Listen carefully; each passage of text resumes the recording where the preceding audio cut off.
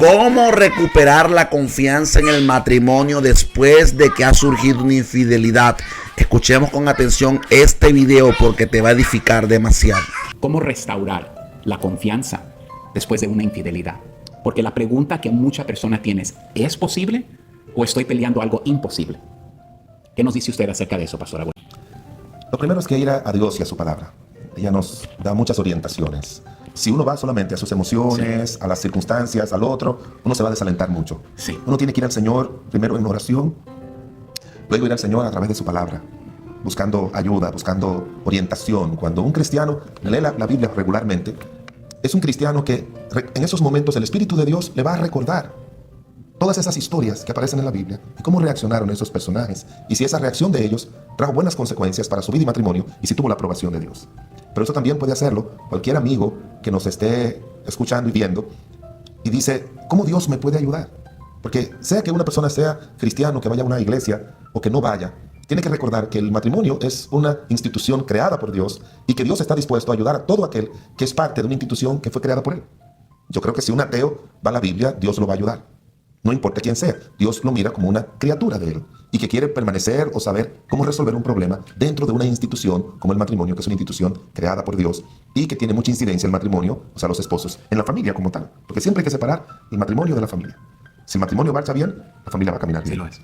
Si el matrimonio no marcha bien, la familia no va a marchar bien. De manera que yo le puedo decir con toda seguridad que sí se puede, con la ayuda de Dios y muchas veces ayuda externa de personas que te recomienden, personas que tengan la preparación, el deseo, que entiendan la naturaleza de la relación matrimonial, que no solamente les ayudan a seguir adelante, sino también a trabajar con las causas.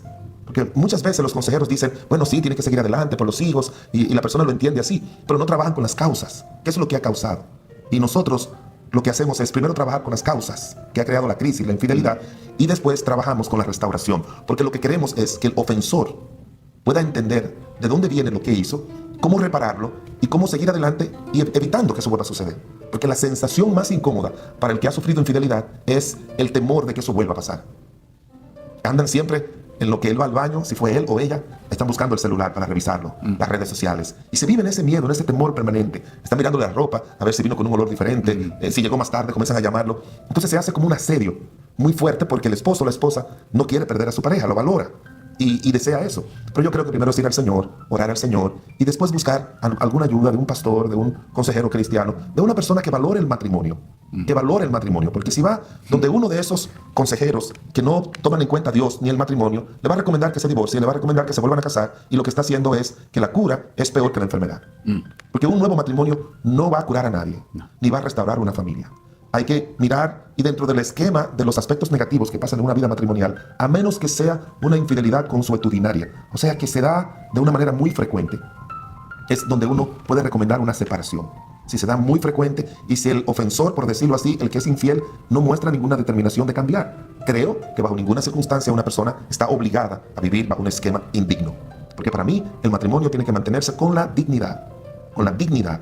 Una famosa consejera dice que uno de los 3 principios de los que debe sostenerse un matrimonio, ella menciona lo que es la integridad, el compromiso.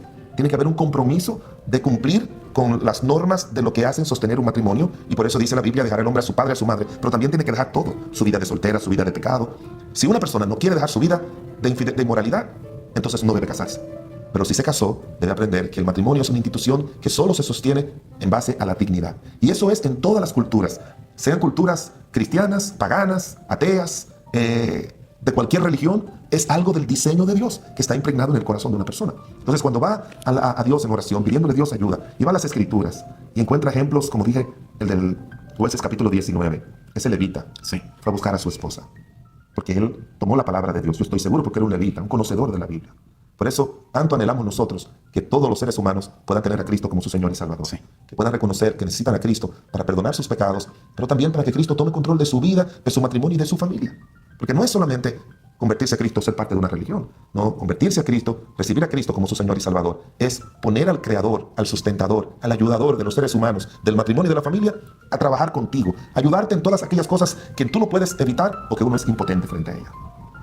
Y por eso se requiere eso. Otro aspecto muy importante también en el proceso de restauración de la confianza es la actitud de aquel que cometió la infidelidad.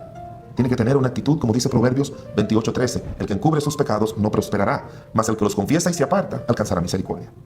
Alcanza misericordia de Dios, alcanza misericordia de la esposa o del esposo, de los hijos, de la sociedad, de la iglesia. Alcanza misericordia. Y es porque Dios prepara el corazón de los otros para una persona que ha reconocido su falta, y Dios ayuda a los demás como Dios mismo lo ayuda. Tenemos que también entender y mirar, conocer cuál es la actitud de Dios frente a eso. Primero, el Señor claramente lo condena. Y uno tiene que decir, lo que me pasó es algo condenable por Dios. En segundo lugar, es algo que Dios castiga, pero también es algo que Dios perdona.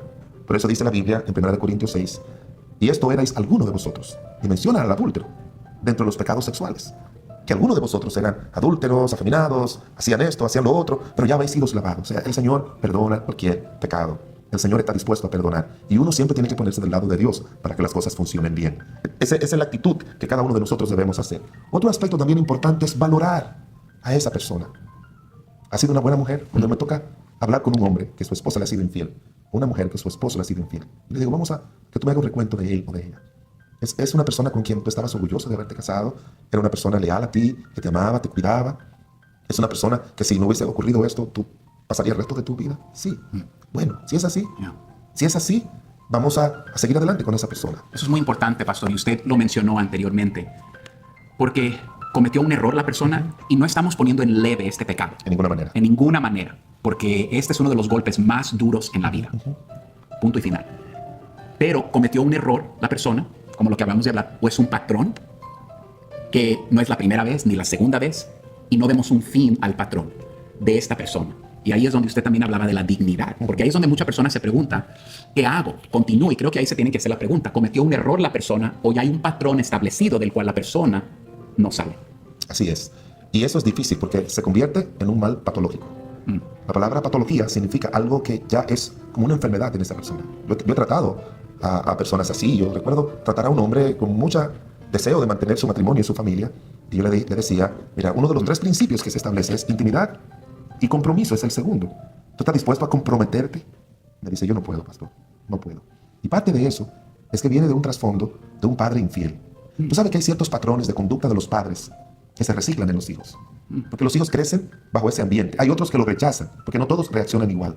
Pero yo he conocido a muchos hijos que vienen de hogares donde papá o mamá ha sido una persona muy infiel y de una manera u otra ellos dicen, cuando yo sea grande nunca voy a hacer eso. Pero hay otros que no, hay otros que lo imitan, hay otros que lo siguen, hay otros que ven ese patrón como algo normal y lo practican aún a expensa de las consecuencias que eso pueda traer. Por lo tanto, siempre es bueno tener una ayuda externa, de alguien que pueda ver el cuadro completo y pueda iluminar a la persona que ha cometido la infidelidad, pero también ayudar a la persona que ha sufrido eso y que quizás desea seguir adelante, para que pueda el paso de la restauración, de la reconciliación, sea lo mejor posible, se facilite eso. Y eso obviamente va a ayudarle a esa persona a tener a alguien de afuera. Lo que sí le advierto a las personas es que sus problemas matrimoniales y personales no deben decírselo a todo el mundo. No todo el mundo está en la capacidad de acompañar a una persona en una situación difícil. No todo el mundo está dispuesto a acompañarlo. En la mayoría de los casos, las personas lo que hacen es reflejar su fracaso y facilitar que el otro también fracase. A mí me pasó esto. De hecho, las personas que más aconsejan son las fracasadas, no las exitosas. Por eso es que dice la Biblia en el libro de Tito, capítulo 2, que las ancianas, o sea, aquellas mujeres que han pasado todas las circunstancias de la vida y han sobrevivido, deben ser maestras del bien, que enseñan a las mujeres jóvenes a amar a sus esposos y a sus hijos. Pero yo me he encontrado con personas que han tenido 2 o 3 divorcios, y esas personas, cuando alguien va a pedirle consejo por una infidelidad, le dice, déjalo, porque por eso yo dejé el marido, y yo conseguí otro, pero lo que no saben es el patrón de amargura que vive esa persona.